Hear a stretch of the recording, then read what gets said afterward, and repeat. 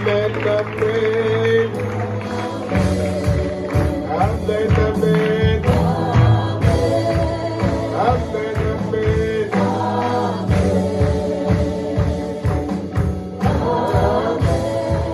Amen, amen.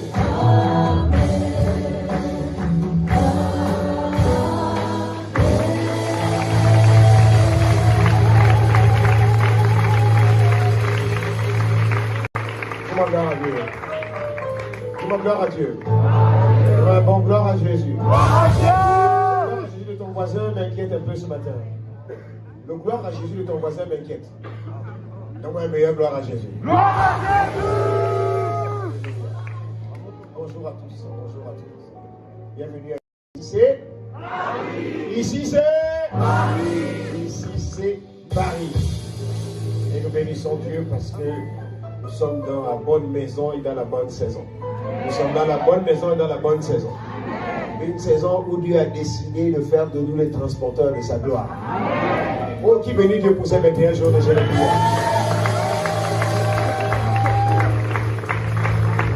Nous ne sortons pas de ces 21 jours de jeûne et prière les mêmes. Non, non, non. D'ailleurs, je t'annonce, prépare-toi pour les 48 heures cette semaine, 48 heures non-stop. On va terminer les 21 jours avec 48 heures à partir de mercredi. 48 heures non-stop. Pour nous qui sommes de l'ICC Paris Centre, donc soyez demeurés connectés, on vous donnera des informations parce que nous allons nous retrouver le mercredi, le jeudi, le vendredi au MAS, donc dans le 13e arrondissement, pour passer ce moment véritablement ensemble. Amen. Dis-moi, on est ensemble. Alors, avant de prendre place, je voulais te demander, comme il est de notre culture de toujours prendre le temps d'honorer les parents, d'honorer le père et la mère, tous les 5 ans, est-ce que tu peux m'aider à bénir Dieu pour nos parents spirituels, pour l'apôtre Ivan Castalot, et son épouse, notre mère, pasteur Modestine Castalot, et l'apôtre Yves Castalot et son épouse, Maman Ali. Que nous bénissons, nous saluons, nous honorons. Amen, amen.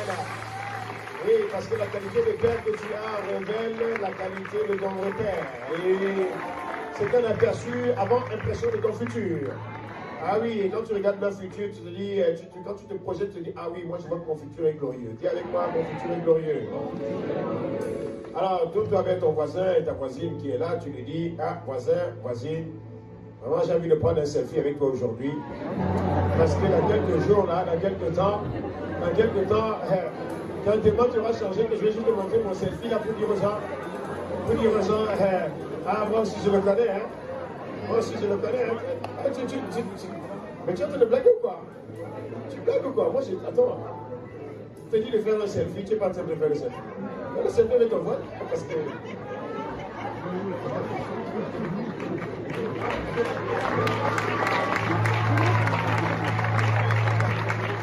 Fais ton selfie avec ton vote.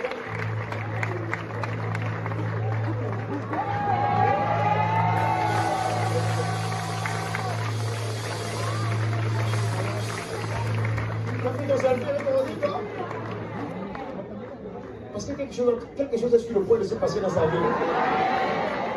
Demain, quand tu le verras dans les réseaux sociaux, à la télé, tout ça, tu dis, ah non, moi je le connais, regarde, j'ai sa photo, j'ai sa photo. C'est ça que le Seigneur va te préparer à faire dans ta vie. Ah, j'ai pensé que tu allais dire mieux amen que ça. Amen que ça. Avant la fin du culte, prends son prénom. Et si je suis à ta place, je prendrai même son contact parce que... aïe, aïe, aïe, aïe, aïe. Dieu te bénisse. Prenez place dans sa présence. Alléluia, nous bénissons Dieu. Nous acclamons Dieu pour nos chants. Alléluia.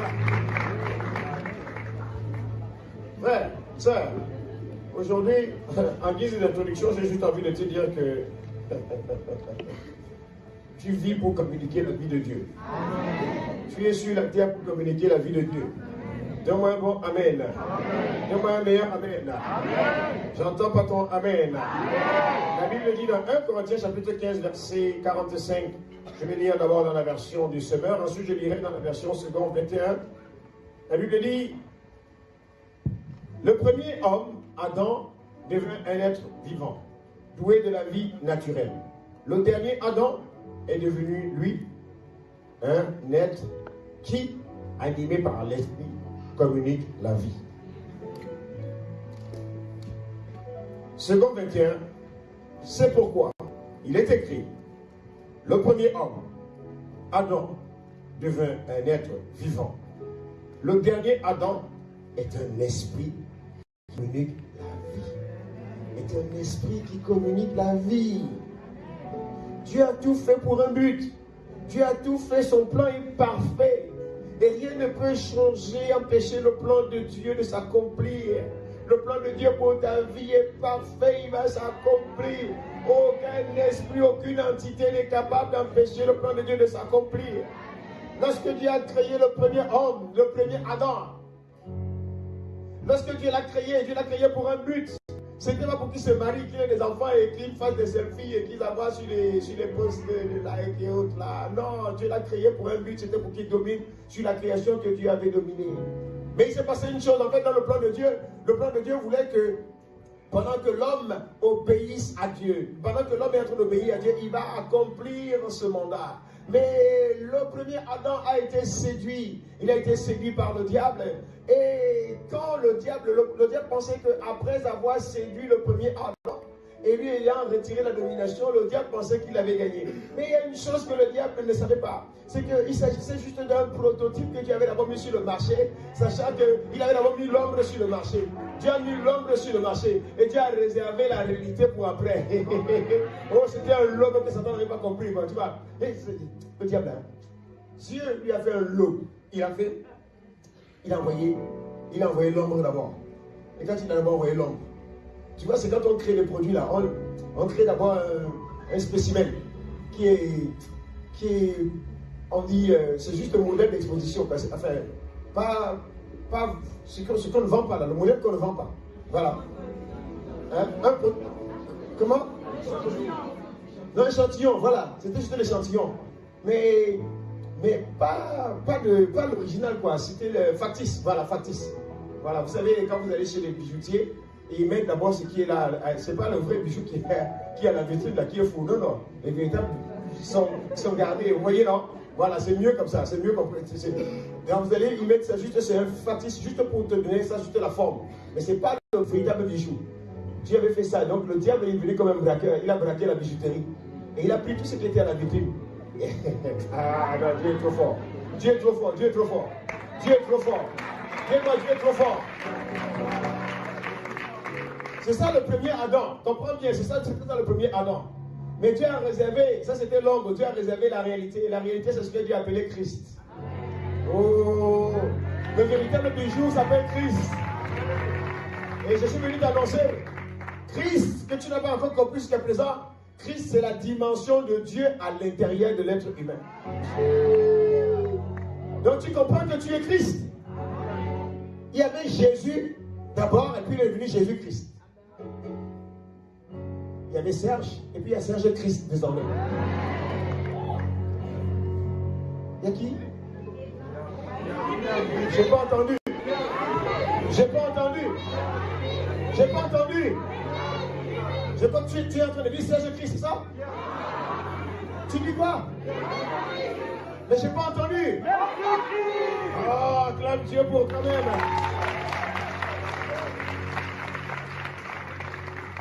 Tu es la nouvelle création de Dieu. Tu es l'original que Dieu avait réservé à part. Il est écrit que si quelqu'un est en Christ, il est une nouvelle création.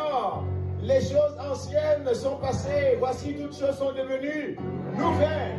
Donc tu étais l'original même que Dieu avait mis dans le coffre secret. Oh, il avait mis dans le coffre secret. Il attendait que le temps soit accompli. Et lorsque le temps fut accompli, Dieu lui-même il est venu sur la terre. Il a pris la forme d'un homme. Et lorsqu'il est venu, oh, Rebroskitere, c'était un lobe que Satan ne pouvait même jamais imaginer. C'est-à-dire que dans ses rêves les plus fous, il ne pouvait jamais imaginer cela. Et Dieu est venu s'est incarné en homme. Il a pris la forme humaine.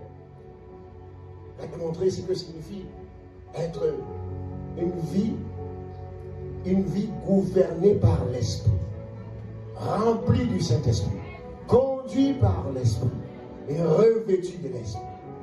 Cette race-là, c'est la deuxième race. C'est-à-dire c'est la race des Christ que Jésus est venu inaugurer. L'original, la réalité que l'ombre était en train de préfigurer. Donc c'était un loup, Satan n'a rien compris. Je t'ai déjà dit, sur la terre, il y a deux types de personnes qui vivent. Il y a les Adam d'un côté, il y a les Christ de l'autre. Oui, là où nous vivons, là, il y a les Adam, il y a les Christ. Il y a les Adam, il y a les Christ. Quand tu comprends que tu es un Christ, tu comprends que tu n'es pas n'importe qui. Et dit, tu comprends que tu n'es pas n'importe qui. Tu es Christ. Tu es Christ. J'ai dit, tu es Christ. Tu es Christ. Je suis Christ. Christ, c'est la dimension de l'Esprit de Dieu à l'intérieur d'un homme, à l'intérieur d'un être humain. C'est simple. C'est Dieu qui rentre à l'intérieur d'un être humain. À partir du jour où tu reçois Jésus, tu reçois Dieu, tu reçois l'Esprit de Dieu, vient à l'intérieur de toi. Dans le plan originel de Dieu, Dieu avait toujours voulu habiter en l'homme, au milieu de l'homme, à l'intérieur. Et avant que tu arrives sur la terre, Dieu t'avait déjà déclaré champion. Ah, tu es un champion, toi. Mais je t'ai dit que tu es un champion. Mais tu veux pas accepter ta réalité? Parce que tu regardes ton passé, c'est ça, hein? Tu regardes ta réalité présente, là, c'est ça. Tu veux conjuguer ton identité par rapport à ta condition présente. Ne conjugue jamais ton identité que Dieu t'a donnée par rapport à ta condition, par rapport à ce que tu vis. Tu es un champion. Tu sais pourquoi? Tu sais pourquoi tu es un champion? Regarde comment. Tu sais, un jour, il y a un homme qui s'appelle ton père et une femme qui s'appelait ta mère. Ils étaient en train de s'amuser quelque part. Tu comprends? Ils étaient en train de s'amuser quelque part. Et Dieu voulait t'envoyer sur la terre. Dieu voulait t'envoyer sur la terre. Tu étais au ciel avec Dieu, régnant avec Dieu, dominant avec Dieu. Et Dieu a dit non, écoute, fils. Enfin, il dit fils, hein. Quand il dit fils, que tu sois une fille ou que tu sois un garçon ou une femme, il dit fils. Parce que tu es un esprit. Tu comprends, non? Et Dieu te dit, viens regarder, il a dit, maintenant que tu domines là au ciel, il faut maintenant que tu aies dominé sur la terre. Tu as compris ou pas? Dieu voulait que tu viennes dominer sur la terre. Et il a regardé, il a dit, mais comment je vais faire pour que tu atterrisses? Quelle est la piste d'atterrissage sur laquelle tu vas arriver? Et dans quel pays je vais te faire atterrir? Il a regardé le pays, un certain pays là, quel que soit le nom que tu vas donner à ce pays là. Et puis il a dit non, il faut que tu atterrisses dans ce pays là. Tiens, regarde, il y a le monsieur là, il y a la dame là, ils sont en train de s'amuser. Allez, atterris là-bas. Et quand tu as atterri là-bas, on te dit qu'il y avait à peu près peut-être des milliards, sur des milliards de spermatozoïdes. Toi, tu es le seul qui est sorti vainqueur. Tu crois que quoi? Tu es un champion. Je te dis que tu es un champion. Je te dis que tu es un champion. Il te dit avant que je ne t'eusse formé du ventre de ta mère, je te connaissais déjà. Je te connaissais. Et avant que tu fusses sorti de son sein, avant que tu sortis de son ventre, tu comprends? Il te connaissait déjà, il t'avait choisi. Il t'avait consacré. Il dit, je t'avais consacré. Je t'avais établi prophète des nations. Là, tu cherches les titres maintenant.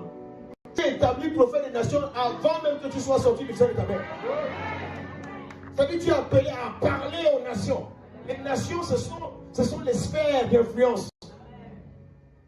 Tu penses que c'est pour le hasard que tu as un penchant pour la politique, l'économie, un certain domaine? C'est parce que c'est la nation dans laquelle Dieu a prévu, et il a prévu que tu sois le prophète. Est-ce qu'on est ensemble? Tu me suis ou pas? Je te dis, tu es un champion. Tu as vaincu, tu es vainqueur, tu es plus que vainqueur. Il y a un mort dans les conquérants. C'est juste le système de pensée de ton voisin qu'il faut changer. Oui, ton voisin, parce que toi, on est à l'aise, toi, quand même, toi, ça va. C'est ton voisin qui a un problème. Ton voisin, son système de pensée a besoin d'être changé. Parce que quand ton voisin atterrit sur la terre, il s'est laissé influencer par son environnement sociologique. On lui a dit, tu es de telle couleur, ça ne marche pas. Qui t'a dit cela? Qui t'a dit que tu... Écoute, comme l'apôtre a dit dernièrement, Dieu est un Dieu de variété et de diversité. Tu comprends? Dieu aime la variété, Dieu aime la diversité. Il aime riche en couleurs, riche en couleurs, riche en couleurs. C'est parce que Dieu aime la variété qu'il a choisi les uns, il a donné telle couleur, telle autre couleur, telle autre couleur, telle couleur. Parce que Dieu ne voulait pas que ce soit juste dans l'unicité. Non, il voulait la variété, la diversité. Tu as compris ou pas? Donc, et quand Dieu a regardé ta couleur, il a dit, c'est cette couleur, c'est qu'il faut pour que tu fonctionnes bien sur la terre. Et il t'a donné la couleur que tu as aujourd'hui. La couleur de ta peau, c'est la couleur que Dieu a choisie pour que tu puisses évoluer sur la terre. Alors arrête de te laisser influencer par ce que les gens disent. Les gens ne telle couleur sont ci, c'est ça. Arrête ça, arrête ça. Quand deux ballons, si je mets ici et que je lance deux ballons, les deux ballons vont voler. Il y a un qui va voler plus haut. Ce n'est pas à cause de la couleur de ce ballon-là qui va voler plus haut. C'est à cause de son contenu. Alors veille sur ton contenu. C'est qui est à l'intérieur de toi. Christ à l'intérieur de toi. C'est ça qui est à l'intérieur. Le propulseur. Ce qui propulse les ballons qui pouvaient être plus loin. C'est ce qui est à l'intérieur de l'Esprit du Seigneur à l'intérieur de toi. Voici venir la saison. On va voir la différence entre le Dieu qui est à l'intérieur de toi et le diable qui est à l'intérieur d'eux. Tu vas voir. Je te dis, tu n'as rien compris. Tu n'as pas compris ça. Tu n'as pas compris ça. Tu n'as pas compris ça. Demande-moi, amen. Quand tu comprends cela, frère, quand tu comprends ces vérités, tu comprends que tu n'es pas venu sur la terre pour occuper un vide. Non, tu n'es pas venu sur la terre pour accompagner les gens. Tu n'es pas venu sur la terre juste pour avoir un enfant, bébé, mariage, un travail, boulot, dodo. Tu n'es pas venu sur la terre pour ça. Tu es venu à plus que ça. Tu es né parce qu'il y a un mandat de Dieu pour toi.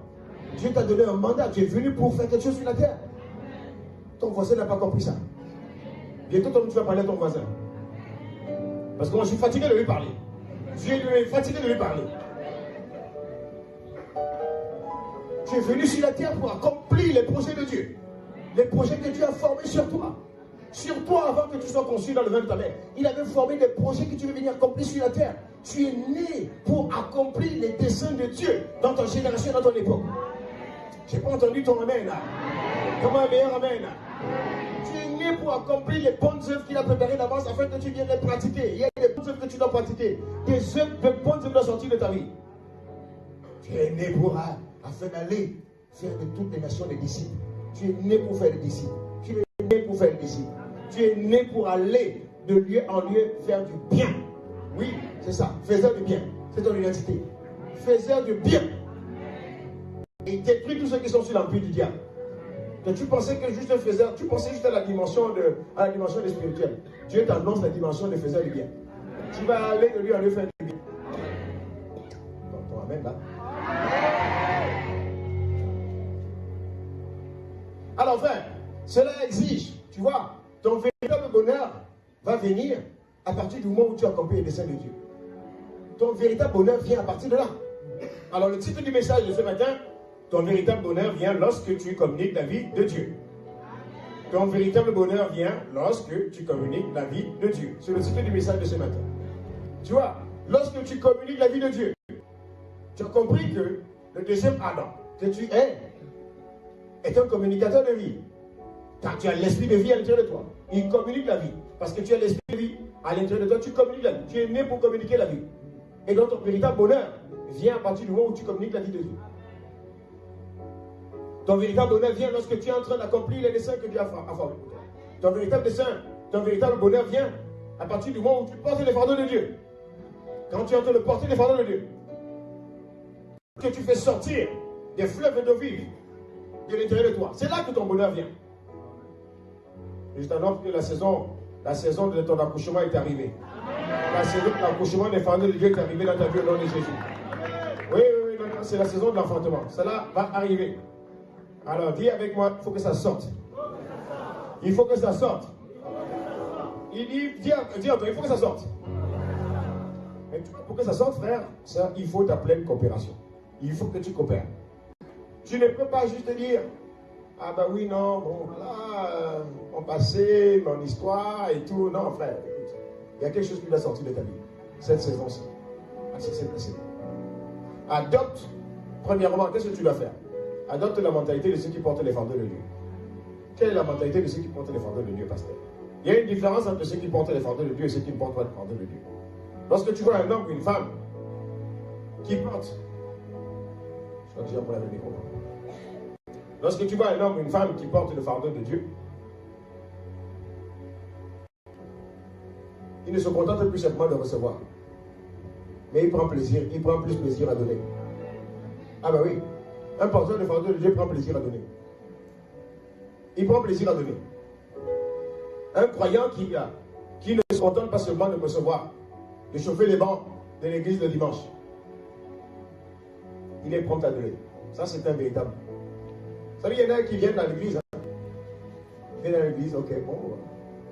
Bon, il va encore parler, ils ont parlé, bon, et puis ça va, c'est tout. Je ne pose pas la question. S'il vient trouver que l'église est fermée, je ne se pose pas la question pourquoi c'est fermé, c'est fermé. Il s'imagine que tout est.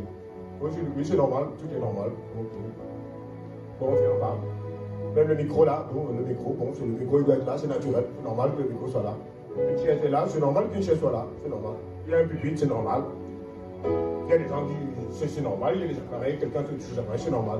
Jamais il s'imagine que s'il peut être là en train de toucher les appareils pour faire que les choses fonctionnent, tu vois. Et comme ça, il consomme. La mentalité de consommateur, tu reconnais les gens qui ne portent pas le fardeau de Dieu, c'est des consommateurs. Et la particularité des consommateurs, c'est qu'ils sont des critiqueurs en même temps. Oui, non, les véritables consommateurs, c'est les bons critiqueurs. Vous savez, c'est comme les spectateurs en matière de foot. Hein. Les spectateurs sont même les coachs. Vous n'avez pas remarqué ça? Les spectateurs sont les coachs. Ils sont là, déjà tu vois, le gars il est là, il est assis comme ça. D'abord, il n'y a que son ventre, tu vois. Mais il est là en train de te dire comment est-ce que le gars, comment le footballeur là, il ne connaît rien, il ne sait rien, il ne voit rien. Là, comment il joue comme s'il avait 3 pieds. Il est incapable de descendre, lui il ne peut même pas courir 10 mètres. Il ne peut pas courir 10 mètres. Mais tout ce qu'il sait, c'est qu'il critique, c'est un bon spectateur. Ça, c'est un bon spectateur. Incapable de descendre dans l'arène. Mais bon à critiquer. Ça, sont les gens qui ne prennent pas le fardeau. Tu les reconnais comme ça. Ah, la sœur, elle a mal chanté aujourd'hui.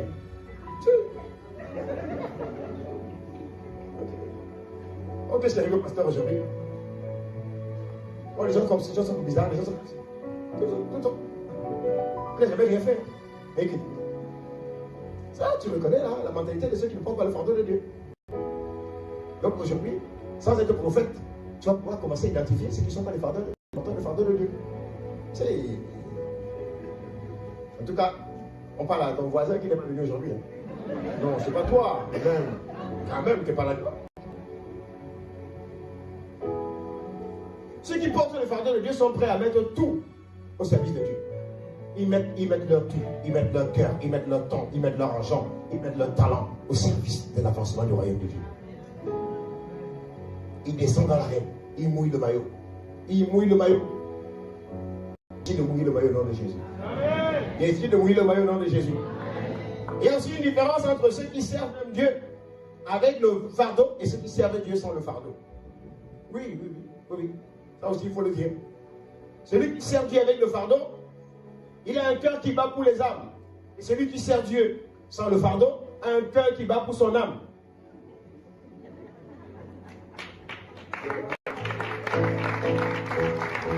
Non, je l'ai lu ça nulle part. Dieu me dit, j'ai écrit. Il a téléchargé ça dans mon esprit. Et celui qui sert Dieu, celui qui sert avec le fardeau de Dieu, a le cœur qui bat pour les âmes.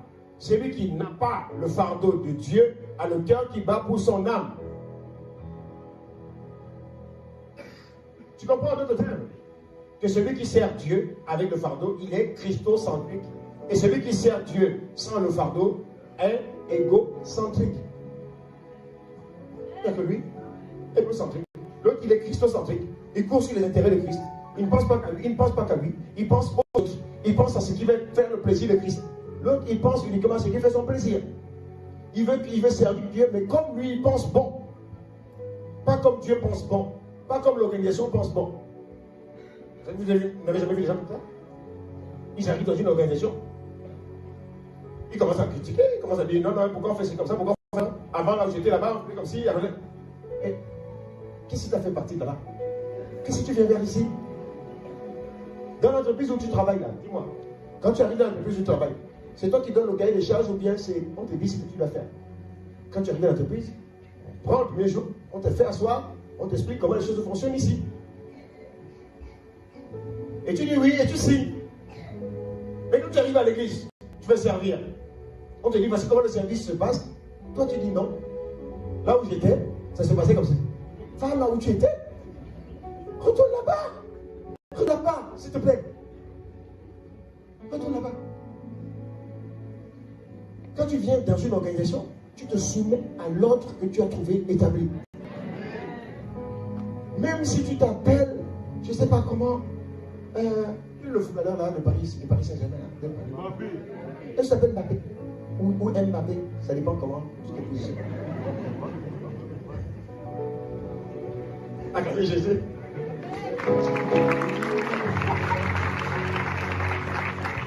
Donc, peu importe comment tu t'appelles, quand tu arrives, tu attends d'abord. Et c'est quand tu fais tes preuves qu'ensuite maintenant on pourra t'écouter. Et gagne d'abord la confiance en étant sous la discipline et l'ordre qui a été établi. Dis-moi bon amen.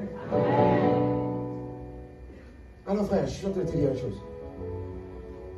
Quand tu as le fardeau de Dieu, ta vie va changer. Quand tu as le fardeau de Dieu, ta vie va changer. Et quand tu vois, ceux qui ont le fardeau de Dieu sont toujours en feu.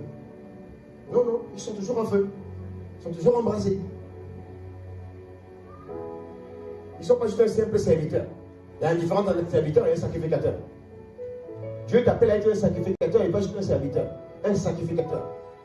Celui qui porte la charge. Qui se tient, qui combat pour les âmes. Par les prières. Comme les paphras. Et quand tu es toujours en feu, tu n'as pas le temps pour les rivalités, les querelles, les murmures. Tu n'as pas de ce temps-là. Ça, c'est le temps pour les gens. C'est les gens qui sont un coup froid, un coup tiède. Un coup froid, un coup tiède. Un coup froid, un coup tiède. Et dans le temps où ils sont froids, c'est là que l'ennemi vient souffler les bonnes fois. Quand tu es en feu, il y a des choses que tu ne regardes plus. Il y a des choses que tu ne vois pas. Il y a des détails que tu ne regardes pas parce que tu es en feu. Sois en feu au nom de Jésus. Sois en feu au nom de Jésus. Alors, donc, c'est adopte la mentalité de ceux qui portent les fardeaux de Dieu, premièrement. Et ensuite, il te dirait, ne sois plus esclave de ton passé, ni de ton présent, mais aspire à enfanter ton futur. Qu'est-ce que je viens de dire? Ne sois plus esclave, ni de ton passé, ni de ton futur, ni de ton présent. Aspire à enfanter ton futur. Sors du piège des forteresses de ton passé. Tu as une vie à communiquer. Tu as une vie à communiquer. Tu as une vie à communiquer. Tu as une vie à communiquer. J'ai dit tu as une vie à communiquer. Ton passé n'est pas un obstacle pour Dieu. Ton passé n'est pas un obstacle pour que Dieu fasse de toi un communicateur de vie. Amen. Quel que soit ce qu'il y a dans ton passé. Il n'y a pas dans ton passé. Il est chargé, c'est vrai, hein? Ok. Quel que soit les souillures, les débauches, les avortements, les toxicomanies, les dépendances affectives, le rejet, la solitude, la boue, le péché, le fumier, la cruauté, la méchanceté. Quoi d'autre? Quoi d'autre? La jalousie, les incestes. Quel est ton passé? Les adultères, les fornications, les manipulations, la pornographie, la drogue, l'alcool, les excès de table, l'excès d'alcool. Quel que soit ton passé, Dieu ne regarde pas ton passé pour te bénir. Dieu ne regarde pas ton passé pour se servir de toi. Dieu ne regarde pas ton passé pour faire de toi un communicateur de vie. La Bible dit dans Hébreux chapitre 10, verset 15 à 17, c'est ce que le Saint-Esprit nous atteste aussi. Car après avoir dit, voici l'alliance que je ferai avec eux, après ces jours-là, dit le Seigneur, je mettrai mes lois dans leur cœur et je les écrirai dans leur esprit. Il ajoute, et je ne me souviendrai plus de leur péché ni de leur iniquité. Dieu dit qu'il ne se souvient plus de tes iniquités. Arrête de coopérer avec cette voix qui te dit, qui te rappelle ton passé. Et j'ai l'habitude de dire une chose. Parce que tu ne comprends pas. Lorsque le diable te rappelle ton passé, il faut que tu sois capable de lui rappeler, lui, son passé. Bien sûr. Mettons-nous à table. On va laver ça, je dis. On va dire, le diable avait ses pensées dans les forteresses. Là. Il te dit ton passé, tu étais quoi? Quel qu'il dit là? Que tu étais un menteur, tu étais un voleur, tu étais un braqueur. Qu'est-ce qu'il te dit? Avortement, tout ça. Quelque chose qu'il te dit. Quand tu dois lui rappeler une chose. Et toi? Et toi? Tu ne te souviens pas? Tu es venu voler, tu es venu détourner un homme. Et puis tu as été jugé, condamné, tu as été cloué à la croix. Moi, j'ai été cloué à la croix. ne sais pas lui répondre. Tu ne sais pas lui répondre. Apprends à lui répondre dans le nom de Jésus. Apprends à lui répondre dans le nom de Jésus. Amen. Quel que soit ton passé, Dieu ne te condamne pas. Dieu ne te condamne plus. Il ne te tient plus coupable. C'est un père d'amour. Il est juste en train de regarder comment est-ce qu'il peut faire pour te prendre, te serrer dans ses bras. Quel que soit ton passé, Dieu veut juste te serrer dans ses bras et te nettoyer. Il a la capacité de te nettoyer, de te purifier et de faire de toi un objet de confusion pour le monde des ténèbres. Oui, c'est ce qu'il veut faire avec ta vie. C'est ce qu'il veut faire au travers de ta vie. On t'appellera fils prodigue au nom de Jésus. Oui, puis c'est ce que Jésus a fait, c'est ce que Dieu a fait avec le fils prodigue. Il veut le faire avec ta vie, au travers de ta vie au nom de Jésus. Alors refuse de repartir sur les mauvaises habitudes. Refuse de repartir, de retourner en arrière. Refuse de regarder tout le temps en arrière. Refuse de regarder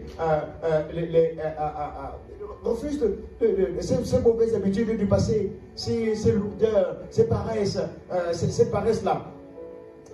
Et la négligence que tu avais par le passé, refuse cela, mon frère. Tu as une vie à communiquer. Dieu veut communiquer une vie au travers de toi. Refuse tout cela, frère. Sors de ça, sors de là. Les murmures, les plaintes. Personne ne m'aime. Personne ne m'aime. Personne ne me calcule. Personne ne m'appelle. Personne ne me visite. Et toi, appelle les gens. Appelle les gens, visite les gens. Appelle les gens, visite les gens. Personne ne te visite, toi, visite les gens. Est-ce que tu sais que si tu prends le temps de visiter les gens, tu n'auras plus le temps de voir qu'on ne te visite pas? Parce que tu ne seras même jamais chez toi. Tu seras tout le temps de visiter les autres. Ben oui. Ben oui, fais ça. Tu penses que quelqu'un m'appelle moi? Et il t'appelle juste pour te poser des problèmes. Même les samedis soirs, tu veux te concentrer pour le message, et il t'envoie des messages. Non, c'est pas possible. Personne ne te dit, pasteur, ça va. Et c'est nous qui sommes toujours te demander aux gens, ça va? Comment allez-vous? Allez en visite. Visite. Ben oui. C'est là qu'il y a plus de bonheur. C'est là qu'il y a plus de bonheur. Tu passes ton temps à recevoir. Tu passes ton temps à recevoir. Si une personne te dit bonjour, mais t'as dit bonjour aux autres. Mais non, dis bonjour aux gens. Tu calcules le nombre de personnes, il est passé, il ne peut pas saluer. Toi, tu l'as interpellé pour le saluer. Interpelle-le, salue-le. Salue la personne. Et puis tu passes. Communique-lui la vie. Tu es en train de communiquer. Reste pas là à attendre. Et quand, est-ce que tu sais que...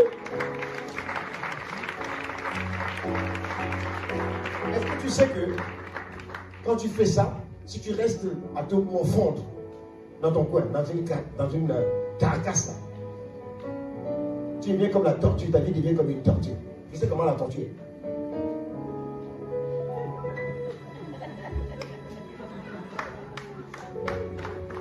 Avec les rides de partout. Mais c'est ça la tortue. Ça donne des billes, ça.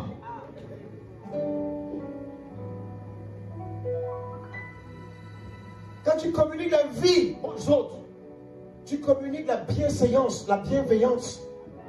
Tu dis les gens ne sont pas bienveillants envers toi, sois bienveillant envers les autres. Décide d'être, n'attends rien en retour. Celui qui est à l'intérieur de toi, celui qui met cette vie-là, communique-la. Que l'on se souvienne de toi comme quelqu'un qui avait toujours cette vie.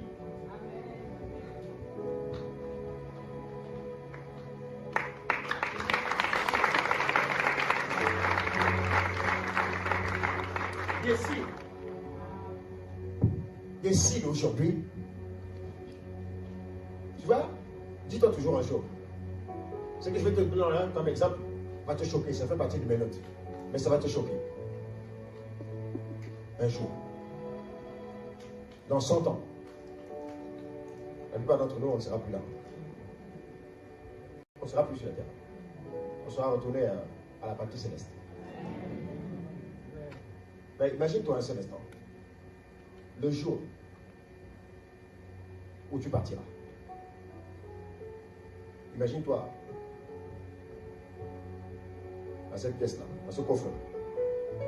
On appelle ça. Et les gens viennent nous observer. Ils vont dire les choses en ce qui te concerne. Imagine-toi. Qu'est-ce que tu voulais que les gens disent ce jour-là? Ce que tu voulais que les gens retiennent de toi, c'est aujourd'hui que tu dois l'écrire. Sinon, ce sera des choses fabriquées. Ou lorsqu'on parlera de toi, certains vont s'étonner, on dit, mais est-ce que c'est la même personne dont on parle? Parce que vous savez, lors des obsèques, les gens viennent raconter parfois des bêtises. Hein. Je regarde toi-même, tu vois, maintenant, quelqu'un qui est si méchant comme ça, on vient de trouver un outil. On a trouvé quand même un pantin quelque part pour venir raconter.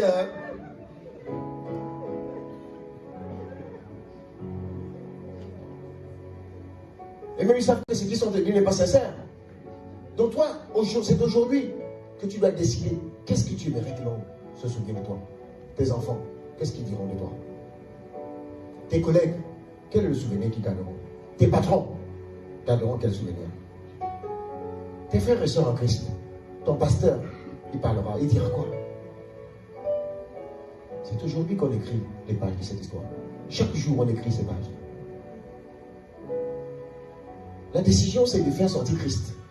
La décision, c'est de faire sortir Christ. La décision, c'est de communiquer la vie. Communique la vie. Le bonheur, le véritable bonheur se trouve lorsqu'on communique la vie aux autres, autour de soi. C'est ça le véritable bonheur. Décide aujourd'hui d'être un communicateur de la vie.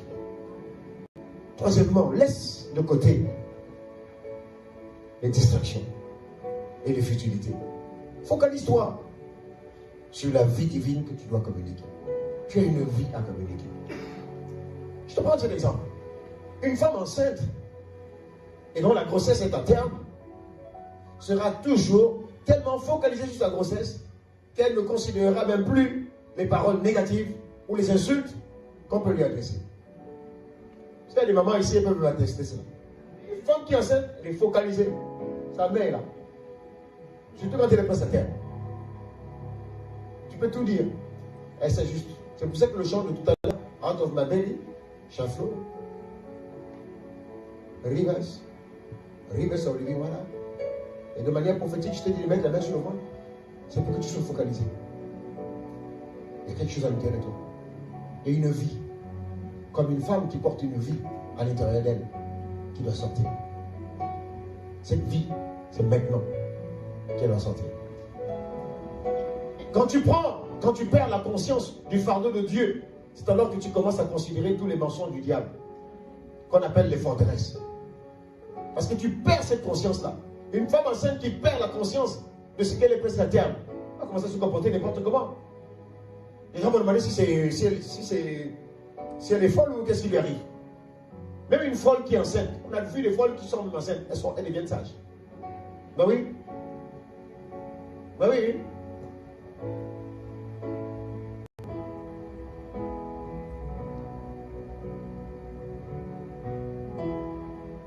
Ton système, tu vois.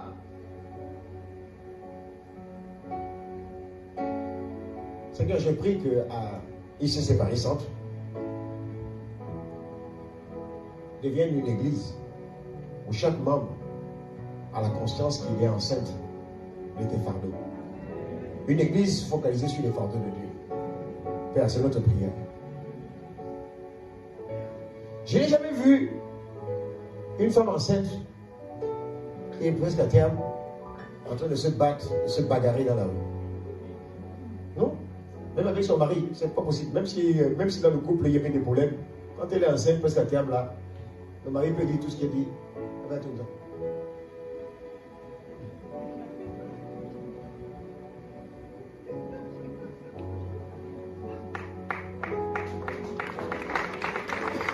Et jamais tu ne verras deux femmes enceintes presque à terme se battre entre elles. Tu as déjà vu ça où? Deux femmes enceintes presque à terme se battre. Tu as déjà vu ça où? Jamais. Je vais te montrer où on voit ça. À l'église. Les gens sont enceintes des grossesses de Dieu, mais ils se battent quand ils ont perdu la conscience qu'ils sont enceintes des grossesses de Dieu. Il y a des vies qui doivent sortir au travers de tes vies. Il y a des délivrances et des captifs qui doivent être libérés au travers de nos vies. Il y a des nations qui doivent être gagnées au travers de nos vies. Les nations sont là. Il dit, de tes entrailles sortiront des fleuves d'eau vive. Elles sont là à l'intérieur de nous. Mais quand on perd cette conscience-là, on voit les chrétiens qui se battent pour des postes. Quand ils ont perdu cette conscience-là, c'est comme si c'était deux femmes enceintes qui étaient en train de se battre. Tu es enceinte des grossesses de Dieu. Tu es enceinte des fardeaux de Dieu. Tu es enceinte des projets de Dieu. Église, frères, sœurs, tu es enceinte des projets de Dieu. Soit réalise cela. Tu es enceinte des projets de Dieu. Tu n'es pas sur la terre parce que ton voisin il t'a mal parlé ou la soeur ou le frère t'a mal parlé. Regardez comment il m'a écrit, regardez ci et ça, etc. S'il te plaît, sors de cette bêtise-là, laisse cela, s'il te plaît. Sors de là maintenant, arrête ça maintenant. Sortons de là, sortons de là. Arrêtons ça maintenant.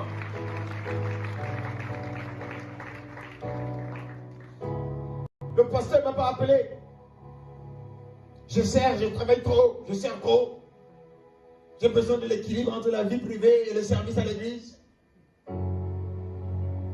Parce que Jésus avait besoin de l'équilibre entre la vie privée et la vie et lorsqu'il devait enfanter ta destinée, il a pensé à ça.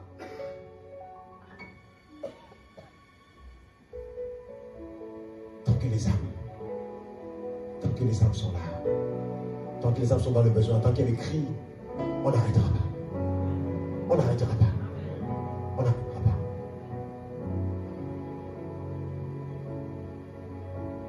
Le véritable équilibre se trouve lorsque tu portes les fardeaux de Dieu. C'est pas avec ta logique. C'est pas avec la logique humaine. On dit, moi je sers 2 heures. Et puis, je vais manger à la maison 2 heures. Je vais passer 3 heures avec mon mari. Pasteur, comment tu fais pour être à la fois dirigeant d'entreprise, de plusieurs entreprises, être pasteur, marié, avec des enfants? Je dis, je ne fais rien. Il dit, comment tu fais? Je ne fais rien. Je fais tout ce qu'il y a à faire. Une femme qui a des enfants, vous allez lui demander comment est-ce qu'elle fait pour élever ses enfants. Elle fait, elle se pose pas de questions. Elle fait, je fais tout ce que j'ai à faire. C'est un devoir. C'est mon devoir. Je fais mon devoir. Je fais ma part. Avec la grâce que Dieu me donne, je fais ma part.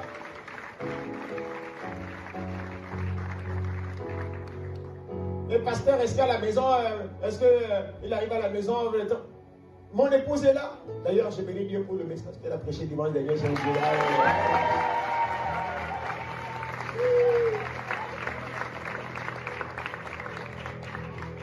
bénissons Dieu. C'était un puissant message, non? Donc, toi qui dis que les femmes ne doivent pas prêcher là, attention, hein, c'est pas ici. C'est pas ici. C'est pas ici. Ma soeur, prépare-toi. Prépare-toi. À travers ta vie là, à travers ce que tu as dit, ton dépôt va sortir.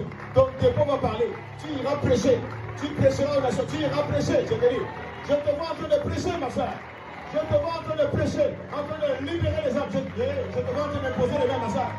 Je te vois en train d'imposer les mains, aux malades et les malades sont guéris. Je te vois en train de chasser les démons. Je te vois en train de prêcher. Tu vas prêcher, ma soeur. Dans les rues, tu vas prêcher. Dans les églises, tu vas prêcher au nom de Jésus. Je n'ai pas entendu comme amène, ma soeur. Demande amène comme le tonnerre. Si tu demandes amène comme le tonnerre, c'est de parole de localise. Elle te localise au nom de Jésus. Je te vois être un transporteur de vie. Tu es une transporteuse de vie, ma soeur. Ne te laisse pas séduire par ces voix-là qui disent une femme ne doit pas prêcher.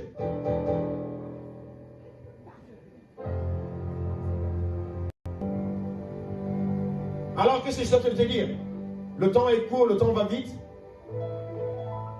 Sors de ces petits clubs-là. Petit club d'école, partage là. On est entre nous.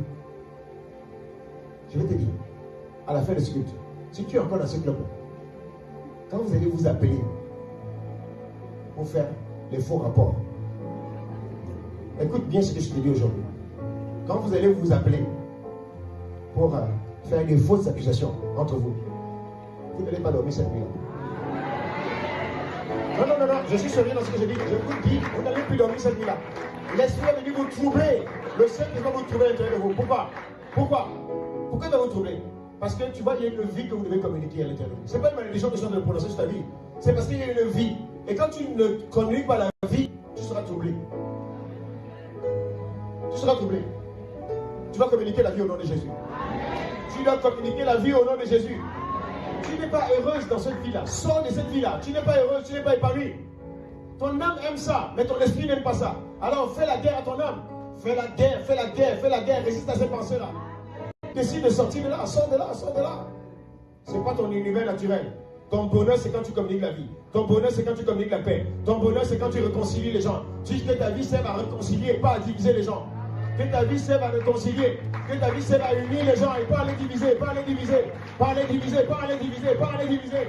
Ne sois pas un artisan de la division dans l'église. Sois un artisan de l'unité dans l'église. L'unité, l'unité, l'unité.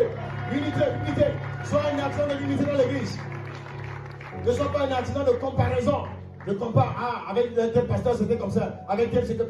Arrête ça, sors de là. Sois un artisan de celui qui reconnaît les grâces et qui valorise les grâces de chacun. Chacun a sa grâce, chacun a sa grâce. Chacun a sa grâce. Chacun a sa grâce. Amen. Fais-moi un bon amen. Oh mon frère, tu dois communiquer cette vie-là. Au travers de tes paroles, tu vas la communiquer. Elle va sortir. Dis-moi, ça va sortir. La vie va sortir. La vie va sortir de mes entrailles. Tu déclares avec moi. Et puis on va s'arrêter là. Déclare avec moi. Dis, je déclare. Au nom de Jésus. Ma vie doit être utile. Maintenant, par mes paroles, par mes attitudes, par mes intercessions, par mes prophéties, mes encouragements, mes prières, mes impositions de mains, ma vie sera utile. Je refuse de rester indifférent. Je refuse de rester indifférent. Ma famille a besoin de ce que je transporte. Mon quartier a besoin de ce que je transporte. Mon environnement a besoin de ce que je transporte. Ma sphère en a besoin. Ma sphère en a besoin. Je suis la réponse aux prières, aux cris des gens qui sont prisonniers des addictions, des oppressions, de la peur, des blocages, du rejet, de la pauvreté. Je suis la réponse et je vais donner la réponse. Je suis la réponse et je vais donner la réponse. Au nom de Jésus, si tu l'as dit, acclame ton Dieu. Acclame, acclame, acclame, acclame. Chevré, Katorobros, qui te verra. L'onction que Dieu a déposé dans ta vie va s'exprimer. Les dons qu'il a déposés dans ta vie vont se déployer. Les talents vont se déployer. Sors simplement, règle juste les histoires de forteresse, règle-les. Et laisse sortir la vie, laisse sortir la vie. Au nom de Jésus, nous avons laissé prier avec action de grâce. Et nous acclamons. Est-ce que tu peux encore acclamer? Tu peux acclamer mieux que ça. Au nom de Jésus, nous avons laissé prier. Alors, le temps qui me reste, je vais juste te lancer un appel à toi qui es là aujourd'hui pour la première ou la énième fois et tu ne connais pas Jésus. C'est le commencement de tout. Une relation avec lui. Jésus t'appelle aujourd'hui pas à une religion, mais il t'appelle à une relation avec lui. Il t'appelle à un règne, à une domination. Il veut régner à travers toi. Ta vie doit compter aussi. Alors si tu es ici, tu ne t'es jamais réconcilié avec Dieu et tu veux le faire aujourd'hui au travers d'une simple prière, ça se passe au travers d'une simple prière. La prière par laquelle on accepte Jésus dans sa vie. Si tu es là et tu veux recevoir Jésus dans ton cœur aujourd'hui, est-ce que tu peux juste lever la main là où tu es? Lève juste la main là où tu es. Tu lèves la main, juste la main, les yeux fermés, tout le monde les yeux fermés. Tu lèves la main, alléluia, je vois une main, deux mains qui se lèvent, tu vois plusieurs mains qui se lèvent. Alléluia, gloire à Jésus, gloire à Jésus. Gloire à Jésus. Alors, je vais te demander de faire cette prière après moi. Tu vas répéter cette prière avec moi. Seigneur Jésus, je te demande pardon pour mes péchés. Je reconnais que tu es le Fils de Dieu. Tu es mort à la croix et tu es ressuscité le troisième jour pour mon salut. Je vais te recevoir dans mon cœur aujourd'hui comme mon Seigneur et comme mon Sauveur. Seigneur Jésus, viens dans ma vie. Lave-moi de tous mes péchés par ton sang précieux et fais de moi une nouvelle créature. La personne que tu as prévue que je sois. Je crois à partir de cette prière, je suis devenu un enfant de Dieu. Au nom de Jésus. Amen. Alors que tu as fait cette prière, si tu as fait cette prière, je te demande de faire un dernier effort. Le temps nous est tenu par la gorge, le temps nous est compté. Est-ce que tu peux juste sortir de tes rangées là où tu es?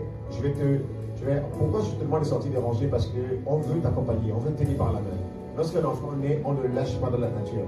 On prend soin. Et nous, avec Place Chrétien, on a un parcours de formation qui est très très important. Si tu rentres dans ce parcours de formation-là, je t'assure, en moins de 3 mois, ta vie ne sera plus la même. C'est pour ça qu'on veut juste te tenir par la main, prendre tes coordonnées rapidement, et puis ensuite, tu vas regagner ta place. Est-ce que tu peux juste sortir des rangées, toi qui viens juste de faire la prière du salut, sans les rangées de l'équipe de salut, sans les rangées, sans les rangées, sans les rangées, les parents, sans les rangées, sans les rangées, que ce soit tout en haut, là, ou alors ici en bas, sans déranger, et il y a nos équipes de conseillers qui ont donc l'écharpe violet, que vous voyez donc c'est écrit dessus conseillers, qui sont là pour vous accompagner. Est-ce que c'est clair pour tout le monde? Alors donc je vais juste terminer ce culte en demandant à toutes les personnes qui sont là pour la première fois. Vous êtes là pour la première fois, est-ce que vous pouvez, s'il vous plaît, vous tenir debout? On souhaiterait donc vous accueillir comme il se doit. On a un chant qui vous est spécialement dédié. Très très rapidement, le temps nous est compté. Est-ce que vous pouvez vous tenir debout, ceux qui sont là pour la première fois? On va juste vous accueillir comme il se doit. Si vous êtes là pour la première fois, est-ce que vous pouvez vous tenir debout? Vous êtes à ICC par exemple pour la première fois. Alors, famille ICC, est-ce qu'on peut se tenir tous ensemble debout pour les accueillir comme il se doit?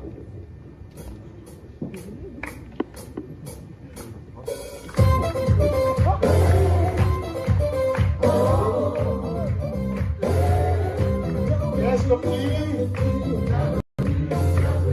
Où ça? Qu'est-ce qu'on leur dit? Où ça? Alors, tous ensemble. Oui, c'est par exemple, avec joie, avec enthousiasme.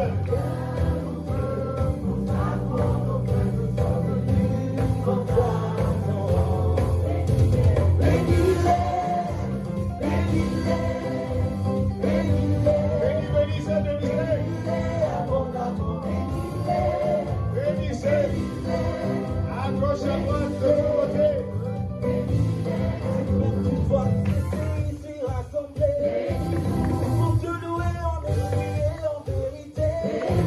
Bénis ton voisin, bénis ton voisin, ta voisine. Bénis. Ex-tueur des géants, communicateur de vie, transporteur de gloire. De celle de la terre, lumière du monde. Alléluia. Seigneur. Amen. Gloire à Jésus. Alors donc, qui était venu par la parole ce matin? Est-ce que cette parole t'a fait du bien? Elle a fait du bien à ton âme, hein? Amen. Gloire à Jésus. Est-ce que nous pouvons juste incliner la tête, prendre le temps maintenant de prier par mes propres mots? Rends grâce à Dieu. Si la parole t'a fait du bien, rends grâce. Dis merci à Dieu. Dis merci à Dieu. Est-ce que tu es en train de prier? Élève la voix maintenant. Élève la voix. Dis merci à Dieu. Dis merci à Dieu. Dis merci à Dieu. Dis merci à Dieu. Père, nous te rendons grâce. Merci pour ta parole. Merci pour la qualité de la parole que tu nous as envoyée aujourd'hui. Que ton nom soit béni. Que ton nom soit exalté. Seigneur, reçois la gloire. Que cette parole, Père, touche nos cœurs. Que cette parole, Seigneur, travaille, œuvre, accomplisse le but pour lequel tu l'as envoyé. Nous te le demandons au nom de Jésus. Nous comptons sur toi, Père. Nous ne comptons que sur toi. Nos sources sont en toi.